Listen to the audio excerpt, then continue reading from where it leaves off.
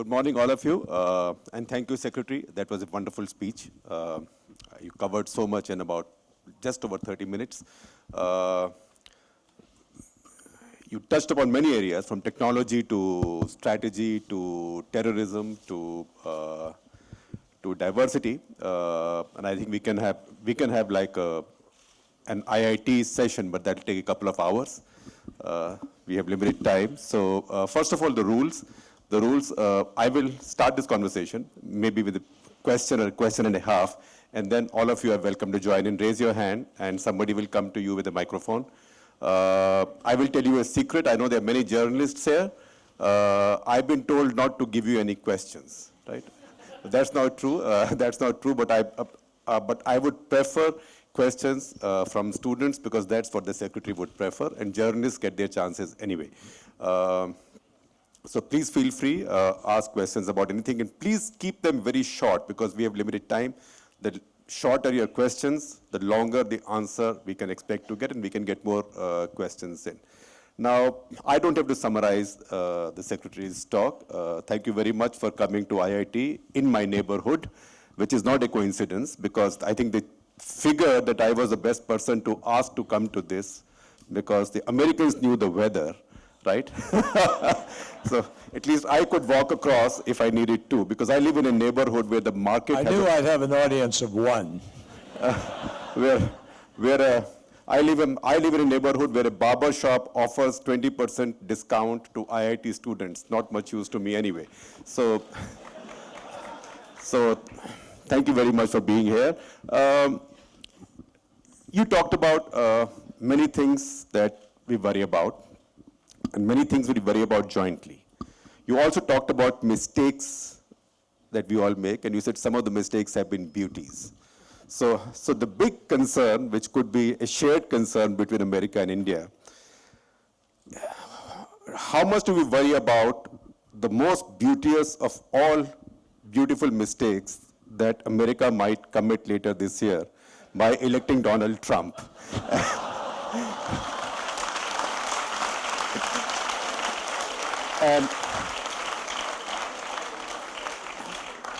And if you think that... I did not set that up. I did not set that up. I had nothing to do with that. I'm not involved in politics. I can't comment on the election, so I can't. No election questions, folks. You have to rely on the good judgment of the American people, period. Well, I knew you will say that, but America's internal affairs are now everybody's internal affairs. Because irrespective of who wins, let me put it. And when I ran for president, I wish that everybody could have voted. Well, I think you should ask Indians to vote this time, you'll be better off. But irrespective of who wins, we need to worry about the fact that this kind of polarization has influenced and persuaded so many Americans, because this is now spreading all over the world. All our societies are getting polarized. Is that a joint concern? Well, polarization anywhere is not good, and the world, there's too much polarization in too many places in the world. There's no question about it. Polarization is the opposite of everything I just talked about. It reflects intolerance. It reflects a frustration with governance. And in fairness, I mean, the one comment I will make is, as a member of Congress, and I've seen the transition in the Congress in the last years, is that there are a lot of people in the United States even who, as in other countries, are angry because they don't see governance moving fast enough to deal with many of the problems that exist in the world. And so it's not a unique thing to us at all. This is on a global basis. You're seeing governance challenged, and people are demanding, and it's understandable. In the age of information, when people have quicker and more access instantaneously to everything going on, there's a double edge, there's more probably than even a double edge, but it's a challenge because, for one thing, I think there's much more information than an awful lot of people can process. Secondly, a lot of it is not that valuable or important information. It's just sort of, whatever, the amount of texting and amount of time taken to manage your smartphone these days You ought to stop and question the productivity level of all of that. In many cases, it increases it, but in a lot of cases, it moves in the opposite direction. The other side is that we need all of us to think about how we're going to deliver services and decisions to people faster and more effectively. And everybody can improve on the way we are doing these things. So it's a big challenge. Are you worried about the way American mind has shifted or American mind has moved? Because a lot of the world takes its cue from there. Well, I'm not sure which way you're saying it's shifted. Again, I don't want to get in, I just don't want to get into a road that begins to be interpreted as my commenting on the politics of the country right now. I think what is happening is a very open debate. There are no words being hidden. Everybody is seeing what each person is saying. It's a pretty unvarnished, all-out slugfest in open, for everybody to make judgments about. And there's something, in the end, I'd rather see that than what I see in some countries where if somebody said half of what's been said in America, you'd be in jail or thrown out so America, our politics historically have always been pretty rough and tumble. And you can go back to the late 1800s, go back and look at the earliest races of Adams and Jefferson and through history, and look at what they called each other, and look at what was printed, and look at what was written. So, it can be tough and rough. The key is to have the tolerance to be able to work through it and not allow it to become polarizing, but, have a healthy debate out of it. And that's what I think we're trying to do, and we'll see what happens. Well, I wish I could have said that ours is much gentler, but I can't. I can't lie so early in the morning. Question there. You mean you can lie in the afternoon? Sorry about that. No, we lie at London time. Hello. Hi, Mr. Kerry. My question was with the ongoing war games and conflict in the South China Sea. So how can we see that the USA's pivot to Asia and India's Act East policy be made to go ahead together? Because we both have an interest in that region. What was the first part of the question? I couldn't hear you. Hold the microphone. It gets a little distorted when it comes. Sir, my question was that of recently there has been a lot of war games and conflict in the South China Sea, in the Asia Pacific region. So both US and India have an interest in that region. So how can we cooperate to progress on that together? Good question. Well, we are cooperating. We're cooperating in the Bay of Bengal. We're cooperating in our approach to the tribunal and our recognition of rule of law with respect to the South China Sea. We both understand that that decision is legally binding and the final decision, but we're also both interested not in fanning the flames of conflict, but rather trying to encourage the parties to resolve their disputes and claims through the legal process and through diplomacy. So I think we both are engaged in encouraging people to sit down, to negotiate, and try to reduce the tensions, because nobody is benefited by those tensions. And I hope that that's what can happen in the aftermath of the arbitration decision. But we're cooperating in the defense agreement that we just signed in Washington, the trade in goods that we are engaged in with you to try to help you modernize some of your capacities within the military, the exercises that we join into. All of this is the result, really, of the last few years of increased engagement between our countries. And I think, again, in the spirit of the candor with which we should talk here at a university particularly, but in any way, I like to try to engage in this discussion all the time. There was a period, and I can remember it. I came here in the 1990s, and I remember giving a speech at the time about nuclear policy, and we were discussing whether or not we might engage in cooperation in nuclear, and then even before that. And I remember meeting with later to become Prime Minister Singh, but he was then the finance minister. And we were talking about economic reforms, and this is before the economic reforms had even cut in India. So my history here goes back to a time when I can still remember the overhang of the Cold War and the tensions that existed because of India's policy of neutrality and the United States' sense that that was somehow walking away from us and from interests that we should share in common. And that overhang created mutual suspicion for a period of time. And it got in the way. That's what Prime Minister was referring to in his speech about the histories.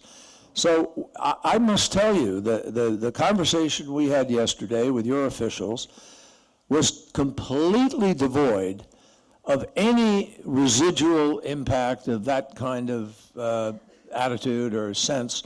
There wasn't even a remote feeling of it, that somebody was hiding it or pushing it aside. We have moved beyond that, way beyond that.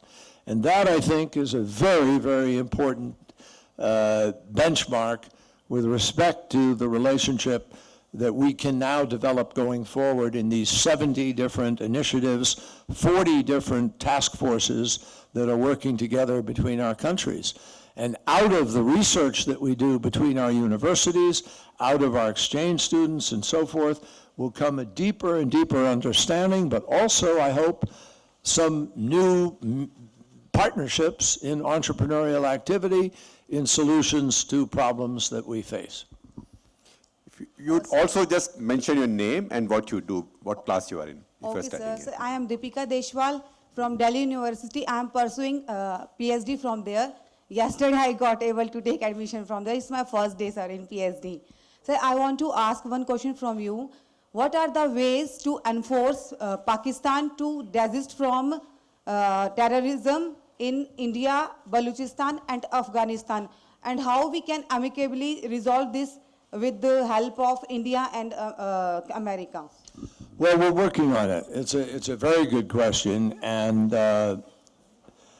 I've been working on this issue very hard during the time that I was chairman of the Foreign Relations Committee, as well as now as Secretary of State. And I have had many conversations and engagements with the President of Pakistan, not just with the Prime Minister. With the Prime Minister now, particularly, we have been talking about how to focus on the sanctuaries in the western part of the country, how to deal more effectively with the Haqqani network, deal with Lashkar-e-Taiba, deal with the hedge policy with respect to Afghanistan, and vice versa. We've also talked to Afghanistan. And President Ghani has been very bold and reached out, gone to visit, had conversations, and I must credit also Prime Minister Modi extended an invitation, and Prime Minister Nawaz Sharif came here for the inauguration. There have been communications. So that's the way to begin the process. You've got to work at it. And it is clear that Pakistan has work to do in order to push harder against its indigenous groups that are engaged in extremist terrorist activities. And they must work with us, and we've made this very clear, to help clear the sanctuaries of bad actors who are affecting not only the relationship between Pakistan and India, but also our ability to achieve peace and stability in Afghanistan. Now, in fairness, the Pakistanis have suffered greatly from this terrorism in their own country. More than 50,000 people have been killed. And when they do take actions, there's usually a pretty intense pushback, blowback, which raises the cost of doing this and makes it harder. So all of us need to be supportive and also understanding of how difficult it is to take it on step by step. I believe in the last months progress is being made, and the Pakistanis are moving at a greater pace, and we all need to work hard to try to help each other to be able to get rid of this problem of these non-state actor disruptors who are the greatest challenge to the security of all of us in the world today. The neighbor. Thank you so much. My name is Stuti Banerjee. I'm a research fellow at the Indian Council of World Affairs. I have two questions for you, sir. The first is, you said that we have moved past our histories and we've gotten over our differences. I just wanted to know from you, are there any particular areas in which the US feels that India is not helping out or is not coming up to the mark for them? Are there any areas where you feel frustrated that we're not cooperating well? And my second question is, so you're coming from Russia. One question per person. Sorry, okay. I'm not actually, I'm coming from Russia? I just wanted to know on the NATO exercises and your dialogue with your Russian counterpart. And Yeah. Well, it was a good dialogue. And I'm very hopeful that if we can resolve a couple of other issues in some discussions that are actually taking place today, we have a chance of being able to advance a cessation of hostilities and change the dynamics in certain ways in Syria. I'm not going to go into them today. I'm not going to talk about it in detail. We want to make sure that we've done the homework and we've got the pieces lined up if we say something. But I'm hopeful.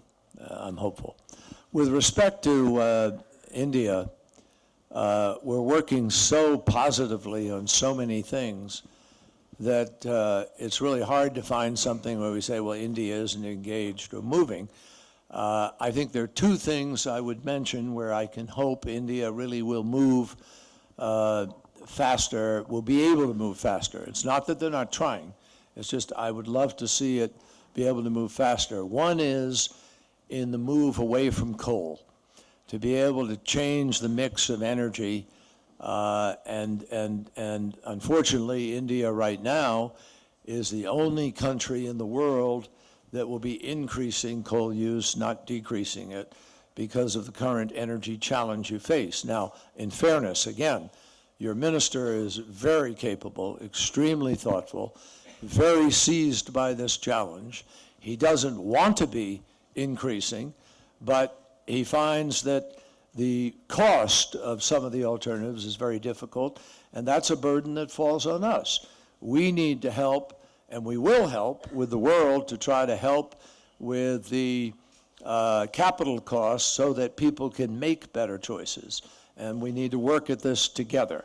And the second thing is the regulatory structure, the overall ability to move decisions and move the process is clearly an internal challenge. We all face it. We face it in the United States. Bureaucracies are a challenge to all governments everywhere. And I would hope India would take that battle on, as we are also, because we have a common interest in trying to be able to move faster to deal with the challenges and make the decisions we need to make. You have the microphone. Yes, go ahead. Sir, I am Sagar. I am a computer science student in IIT Delhi itself. So first of all, it's a very pleasure asking you this question. It's related to the balance of power in this world. Okay. So what is happening is it is related to the issue in the South China Sea. Now, what you said that diplomacy and talks only work for nations who are actually listening to it. So after the decision passed by the International Court and China totally rejecting it, and since they don't want to hear any diplomacy and any dialogue, what do you propose that the US could actually go ahead and, are you in the favor of any sort of military action or not? Because China is constantly trying to get power over that region using its military itself. And just a related question to the power, is there a way for India to get a seat in the Security Council of the UN, permanent seat? Well, there's a way, but it's complicated. And we're working on it. We've been supportive, obviously, and we are supportive of some reform. But it's going to take a while, and we're going to have to work through that.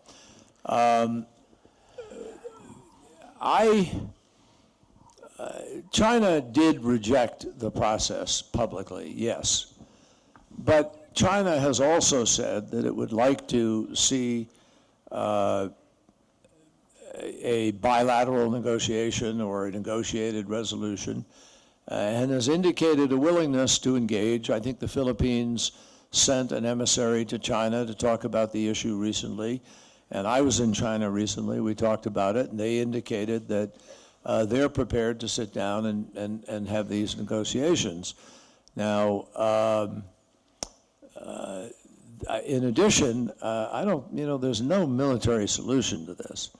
The United States and other countries are united in an alliance that respects freedom of navigation, the norms and standards of the law of the sea, and the rule of law with respect to access to the high seas and to the oceans. And I think that we've made it very, very clear that we have a primary interest. It's different. We're not claiming, we're not a claimant. We don't have core interests with respect to any of the borders or territorial claims and land, and we don't claim anything, and we haven't taken a position on anybody's claim. We want to support a code of conduct for the management of the South China Sea. We support diplomacy in an effort to try to resolve this with an understanding that there really is no, quote, military solution, but on the other hand, we will stand up for our rights, and we will stand with our allies, particularly where we have a defense agreement, in protecting that agreement and in protecting the rights of other nations with respect to their freedom of navigation and the legitimacy of a process under rule of law for the resolution of legitimate claims. You have the microphone. Sir, I'm Niyati. I'm an MBA student here at IIT Delhi. And my question to you is, well, recently, actually earlier this week, I read that you visited 88 countries and that you've logged the most air miles out of any US Secretary of State. So I wanted to ask you, what were the most significant or moving experiences or things that you might have witnessed? Well, it's a wonderful question, and I appreciate you for telling me how many countries I've been to, because I didn't know. I honestly am not counting countries or miles, for that matter. We're going where we think we need to go when we need to go, and trying to make things happen. It happens to be an extraordinarily challenging moment on this planet. We are seeing and this is, by the way, this has to be the last question after this. I'm sorry about that, but we're running into a time crunch. But I want to take your question and just share a couple of thoughts with you, if I can, in general, as I answer it, and I will answer it.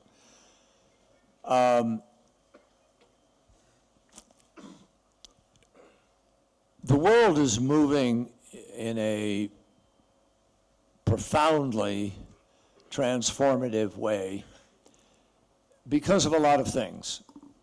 Technology, for instance, is just phenomenal the way it is affecting lives. It is a huge benefit, but also a disruptor in terms of economies and lifestyles. And so suddenly, many things have changed because of it. The work that people do, the kind of work, how many people are needed to do certain kinds of work, all affected by robotics, artificial intelligence, machines. And so there are huge benefits from the technology because we're also curing diseases, producing new materials to build housing, advancing different sources of energy. I mean, I can run a long list of the upside benefits, but it also moves change at a pace that different places have difficulties keeping up with. In many places, there is a clash of culture or religion or local mores with modernity itself. And different people react differently to that. In some places, people exploit it, and they exploit it with lies and distortions. Witness what you see as people define a great religion, Islam, in a way that doesn't reflect that religion. They steal it, they hijack it. And you can do that. Lies can move around the world in a nanosecond. Just tweet it.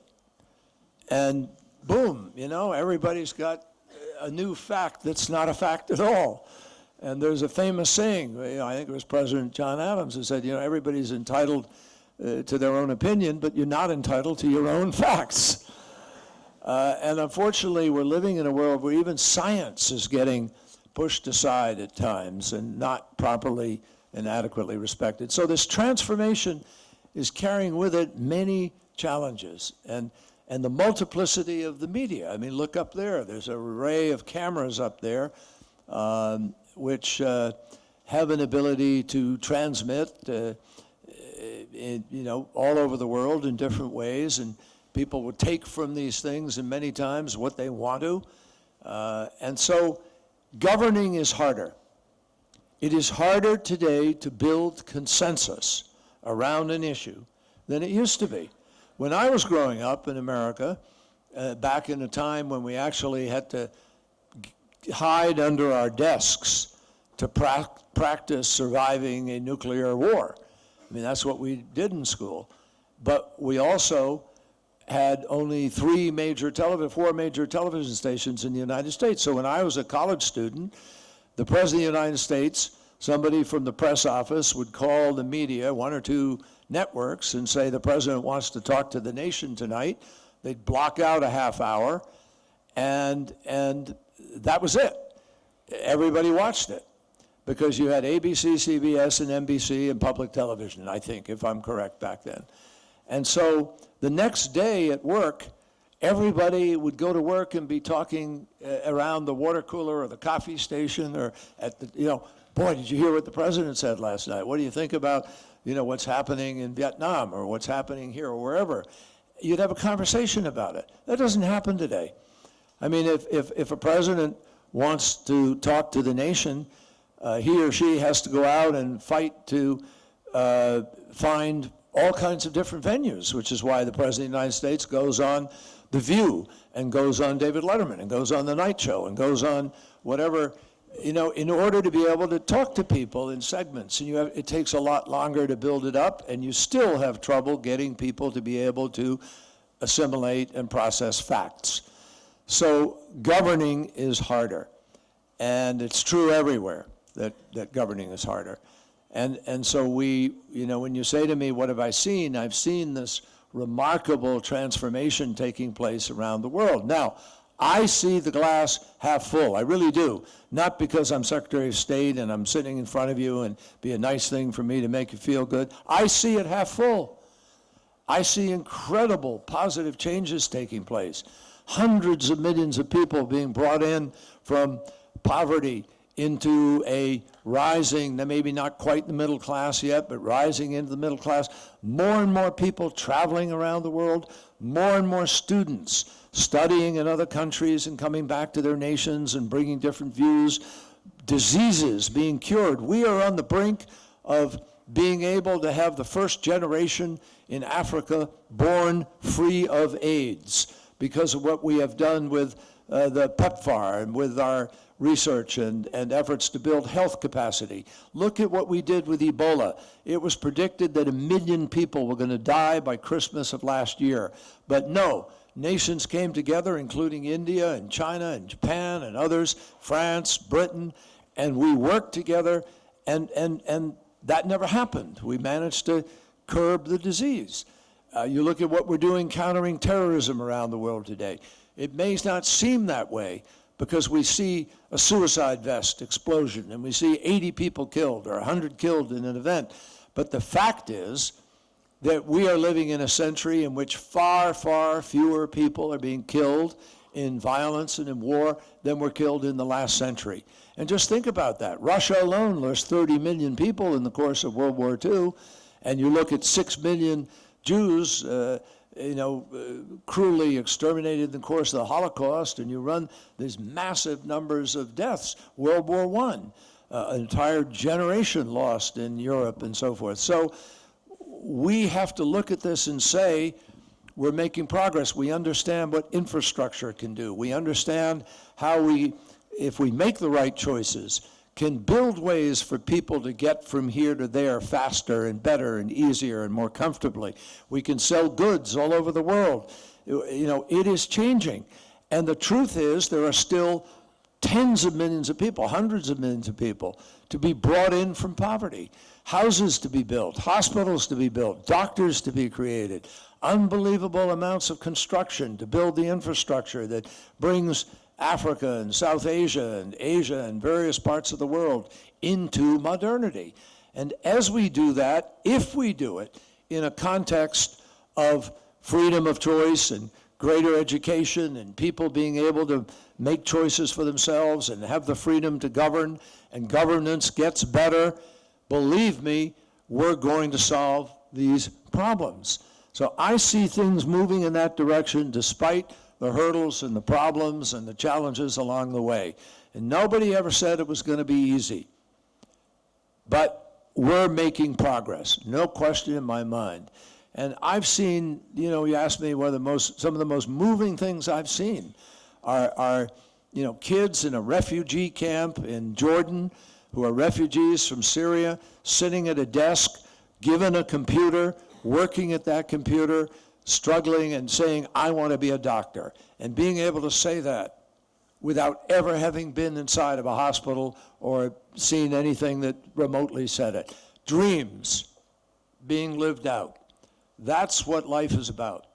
And I think if we continue to work together to adhere to our fundamental values and principles and keep driving in that direction, the basic human spirit is a spirit that has survival built into it, but also has this capacity to dream. And India and the United States are blessed to have a huge sharing of that dream. And so I think we just keep working and moving in the same direction and stay optimistic and stay on track, and we're going to get where we want to go.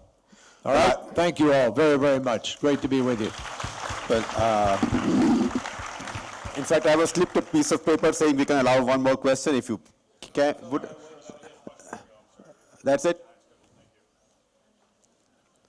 I apologize. I hate to do that, folks, but unfortunately, I have a schedule. No, you go ahead. We'll not allow any more questions. But I'll ask a concluding question. Misuse my position here. You mentioned the need for nations to deal with their dangers away from their shores. What do we do when our dangers are not away from our shores, are next door to us? And the two organizations you named with Al-Qaeda and Daesh, that is Jaish-e-Mohammed and Lashkar-e-Toiba, as terrorist organizations, when their chiefs hold press conferences, appear on TV discussions every evening in Pakistan, the irritation and anger that it causes in India, how do we deal with that? Well, you deal with that by providing a better alternative. And I'm not kidding about that. Keep showing what your society can do. Keep building, keep growing, keep educating, keep doing the things that you're doing. Because their philosophy is totally nihilistic, empty, devoid of any hope. Have you ever heard them talk about, they want to shut schools, not open them.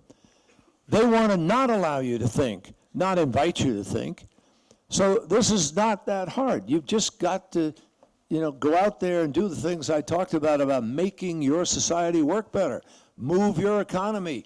Do your regulatory reforms. Make things happen, and so help me, you'll provide the alternative, and any young person, as long, there are masses of young people in the world who need education.